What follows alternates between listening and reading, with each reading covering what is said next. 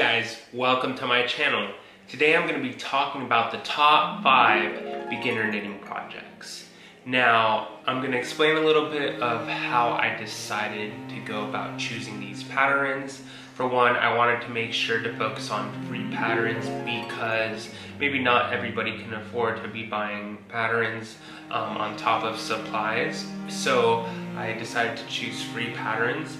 And then 2, I was also thinking about my journey into learning how to knit and what really helped me become a better knitter from the very beginning. And it was focusing on knits and purls and really being able to see what a knit looked like and what a purl looked like. What helped me was that I was working on such big projects like a blanket that I had so much time repeating the same stitch. So by the end of my projects, I really got to understand what a purl and a knit looked like. But then having to start a new project, I always had to look online how to cast on because my projects were taking so long that when I began another project and had to cast on, I forgot how to cast on. So I think these projects are going to be perfect for a beginner because you're going to establish what a knit and a purl is, and it's not going to be long enough where you'll have to continue to look up consistently how to cast on, and maybe you will until it becomes muscle memory. So I will provide pictures here on the right of the patterns. I'll tell you the name of the pattern, who it's by, and I will also link it down below in the description area. And please feel free to leave a comment what you like, if you disagree, or what you guys would recommend for a beginner project. I do want to add, going 1 through 5, each project will get a little bit difficulty, whether it's a larger project or you're gonna need to learn a couple more stitches, like increasing or decreasing. I don't think it should be too difficult because there's plenty of videos out there that show you how to increase and decrease. That's how I've learned a lot of my stitches, was just YouTube. Whenever I didn't understand what a stitch was, or the description of the stitch was not enough for a visual learner. So yeah, please enjoy. So for the first project that I decided to choose was a coaster. Now I think it's a perfect beginner project to start off with due to the fact that it's not super big. You know, it's a rectangle or a square depending on, you know, the pattern that you choose, but in this one it's a rectangle. And the name for the pattern is A Rug and a Hug for a Mug by the Barbarian Horde. So it's a 2-in-1, and I'll be talking about the second part of this pattern for the next project. It is a coaster that looks like a little mini rug, and it's a very simple pattern. It is also just knit and purl, and I think it is a perfect beginner project to start understanding what a knit and the purl looks like. It shouldn't take too long, and if you really love it, you can just repeat it. Make as many coasters as you want, gift them away, whether it's for holidays or just, you know, you're feeling extra giving. I am a big gift giver, and so sometimes it's easier for me to get more when I can do smaller projects and I know somebody will actually use it functionality wise, whereas sometimes like giving away clothes and scarves or garments in general are very specific to people. So things like a coaster are easier to give away and know that it will probably be used. So this is the first beginner project that I would recommend starting with. Alrighty, so the second project is the Hug for the Mug. Now this is going to be a koozie for your coffee mugs, and I thought it was a wonderful idea. It was a pattern that included 2 themes. So for this one, you're going to need to learn how to decrease and do a yarn over. So it's knit 2 together and a yarn over, and basically that's it. But the majority of this pattern is just knits and purls and just repeating and repeating and repeating. And I think it's very important to repeat a knit and a purl before you continue on to a bigger project where you're doing so many different stitches and combinations of knit purls, and then you're confused.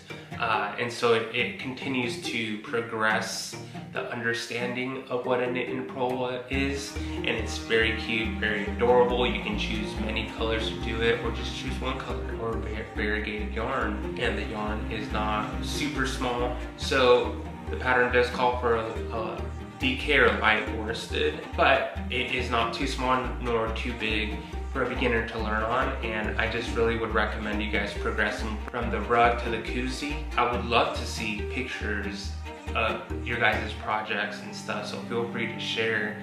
The more we can create and share, the better, because I think it really helps people see progression, especially being a beginner. Not everything is going to be perfect, and it's okay for it to not be perfect. I remember my first blanket, it wasn't perfect, but I was very happy with what I made, and through each mistake I got to learn how to be a better knitter.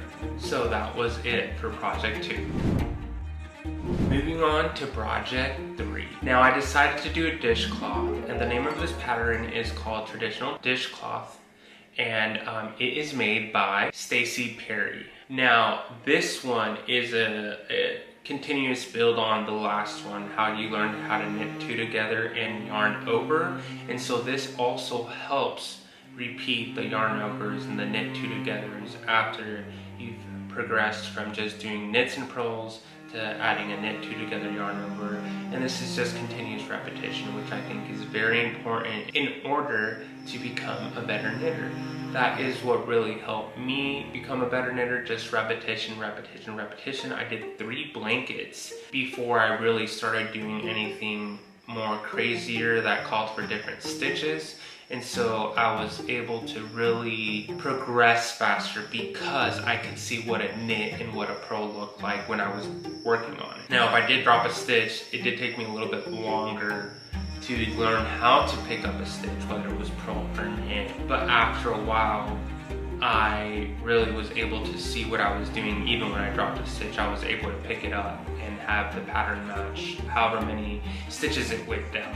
But that takes time, it takes practice, and it takes challenging yourself and seeing how the yarn weaves in and out of itself. So I think this is another great beginner project, and it's slightly bigger than the rug. You know, the rug is a little bit smaller, so it doesn't feel like you have to invest too much time. This one is a little bit slightly bigger, and I do believe it calls for a worsted yarn, which is also important to not start with such small yarn, where for one, a project can take too long, and 2, maybe you can't really see what you're doing with such light yarn, and then the project should take forever. So that is my 3rd beginner project that I would recommend. Number 4 beginning project. Now the 4th one that I decided to choose was a scarf. Like I said, this is a continuous build on a knit and purl. It's a longer project, a little bit bigger project, so it's going to take a little bit more time. This pattern is called the Knitted Hat and Scarf for Men by Julie Berg. It calls for an arm weight yarn. It's a simple cast on of 36 stitches for the scarf and a repeat of 2 knit 2 purl all the way through till you get to the correct amount of length for the scarf. And it is a 2-in-1 pattern, so I will be talking about the other half of the pattern for the number 5 project. But like I said, it's very important to learn what a knit and purl is, and I'm going to continue to repeat myself and how important it is to be able to see what you are making in order to be able to really advance to more technical projects. So that's why I decided to do a simple scarf in case people didn't want to make a koozie or a coaster or a dishcloth and just want to jump straight into a garment. And so I think this scarf is perfect because it's long enough where you're learning to knit and purl, and I think by the end of it you'll have a better understanding of what a knit and purl is. So that is my 4th beginner project. My 5th beginner project is a hat.